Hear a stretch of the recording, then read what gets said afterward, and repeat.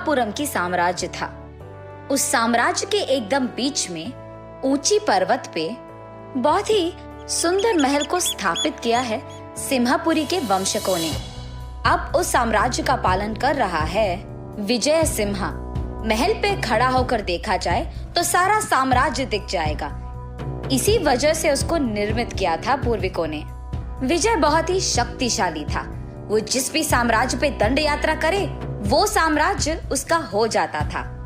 युद्ध भूमि पे विजय सिम्हा का साहस देखना बहुत भयंकर था।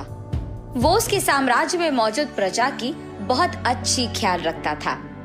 उस साम्राज्य के चारों ओर विजय सिम्हा की तरह पालन करने वाला कोई भी राजा नहीं था। विजय सिम्हा की कई दंडयात्रों में से एक में 2 राजा उसके सामने हार कर प्राण भिक्षा मांगते हैं। उनमें से एक भरत था और दूसरा नरसिम्हा। तब विजय सिम्हा उन दोनों के प्राण को बख्शकर उसी के साम्राज्य में उन दोनों राजाओं को छोटे पदवों में रखता है।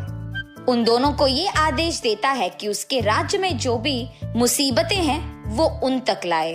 कुछ समय तक वो दोनों ठीक थे। उस साम्राज्य में मुसीबतों को देखकर, समझकर, उन्हें जाकर उनके राजा को बताकर उसका परिष्कार निकालते थे। लेकिन कुछ दिन बाद भरत को अहंकार आता है। मैं इस राजा का सेवक बनकर नहीं रह पाऊंगा, ऐसे सोचता है। तब भरत नरसिम्हा के पास जाकर ऐसे कहता है, नरसिम्हा, मुझे इस राजा के पास सेवक की तरह नहीं रहना है। भरत, क्या तुम भूल गए? अगर हम यहाँ से चले गए तो वो हमारा जान ले लेगा। अगर हमें यहाँ से जाना है तो कुछ गलती करना है, राजा को क्रोधित करने वाले काम करना होगा। तो फिर क्या करे भरता, तुम ही बताओ। मुझे एक उपाय सूझा है नरसिम्हा।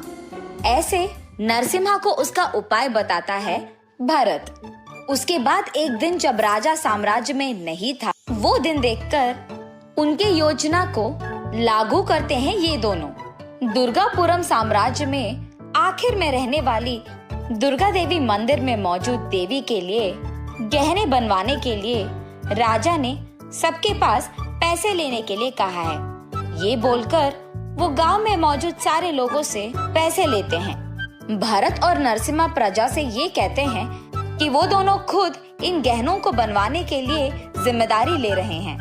भरत उन गहनों को रागी से बनवाकर उन पे सोने का रंग लगवाता है। देखने में तो वो सच्ची सोने के ही आभरण लगते हैं। भरत तब उन गहनों को दुर्गा देवी के सामने पेश करता है। प्रजा तो यही सोचती है कि वो सब सच है। भरत और नरसिम्हा की योजना ये थी कि वो सारी प्रजा से ये कहे कि उनके राजा ने सोने का गहने बनवाने के लिए पैसे लेकर रागी से गहने बनवाता है।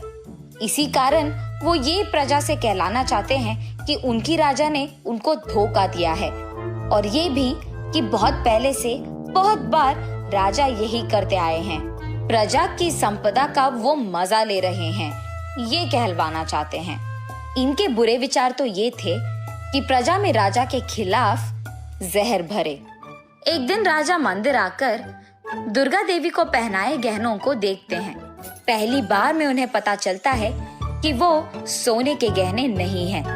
उसके बाद प्रजा में मौजूद कुछ लोगों से राजा को पता चलता है कि क्या हुआ है।